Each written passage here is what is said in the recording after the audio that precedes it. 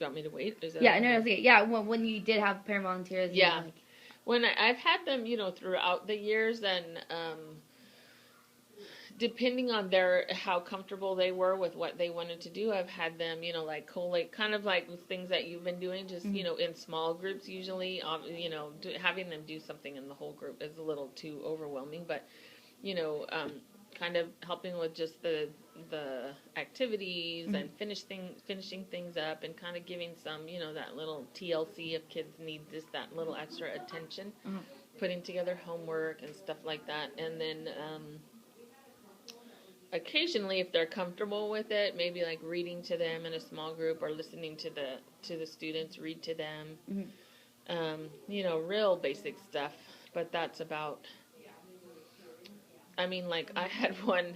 This is like totally not the norm, but it's just an example of you never know what can happen. This is before they screened or did everything. It was maybe like 7 or 8 years ago, and the little boy. I had a parent volunteer that year, and she came every Monday and Tuesday. And this little boy kept asking his mom, come to help in my class, come help in my class, come. So finally she comes, and back then you just had to sign in and say, I'm going to go help in my son's class and sign in. Well, one, she brought her baby, and I didn't know that, so then she showed up. And it was a tiny baby. And then the next thing you know, she starts nursing the baby. Oh, my God. So in her mind, I hadn't, really communicated with her. She just said, she was kind of like, I shouldn't have been surprised, because she was kind of like, he wants me to come. She was like kind of irritated with him. Yeah. So we really didn't talk about it. I just figured, well, when she came, if she came, after all that, if she came, then we'll figure it out. But so really it was just more of to stop her son from bugging her, because she clearly didn't do anything. She had a little one in her arms. The whole time, and then she was feeding him, and then she wasn't covering up. It was weird. Oh, which my is, God. Fine. Like, it's not even about that, but it's just like that you never know what's going to happen. So that's the hard part about parents and having volunteers. And, now a lot of it is more streamlined, but then it limits. That's so crazy.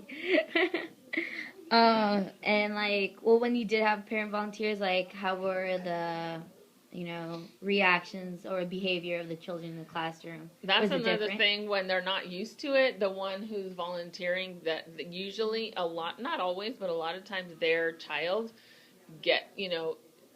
kind of acts up. I can't think of a better way of saying it, but for instance, maybe they feel a little entitled to walk around the room or do what they want to do, or sit with their mom, and or get up and ask their mom questions and stuff like that. But that's probably because it was just so infrequent that it was like a super special thing when that happened. Because I know I go to church in Diamond Bar, and I know, talking to parents there, it's like there's always parents in there. They're always doing, certain things. The holidays are always like, hello, they're in there. Huge events, with crafts and this and that and parties. And so there's parents always there. So I think in that situation, they're used to it.